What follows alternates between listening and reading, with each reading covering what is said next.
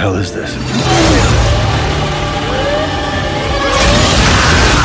They're boarding us. Abandoned ship! I know why you're here. Why we are all here. Fear of death is illogical.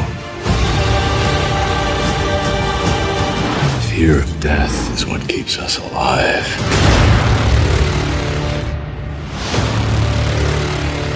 Star Trek Beyond. I was super excited for this movie.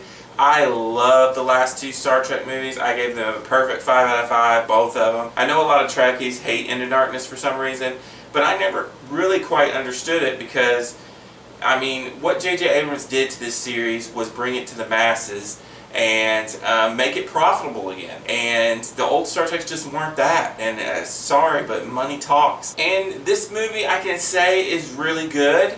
I didn't quite like it as much as I liked the last two movies. Mainly, there's a few reasons. One, I felt like the first two movies have a ton of heart and emotion in them. And I really connected to the first two movies. And in this one, I mean, there's parts where they tried to do it, but I just didn't connect as much as I did in the first two. Another thing I quite didn't like about this, the first two movies are action-packed, and I never got bored during the first two movies. It just felt like everything flowed really quickly. And in this one, I mean, there was parts where I kind of got bored. And then the villain, that's another negative of this one. The villain in this one, played by Idris Elba, it's not really his fault. He's not really that great of a villain. He's nothing compared to Khan in the second one. He's just okay, evil to be evil kind of villain. But with all that being said, there was some great things in this movie that I really did enjoy.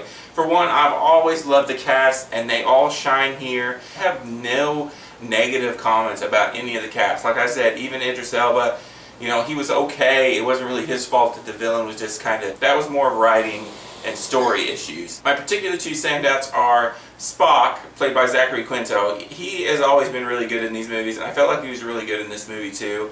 And newcomer Sofia Boutella, who plays the girl, if you've seen her in the trailers, with the white face paint. And she was awesome in this movie. She was probably my favorite thing about this movie. She was just everything I like in a female heroine. The visuals are really cool. The music's awesome. There is a lot to love here.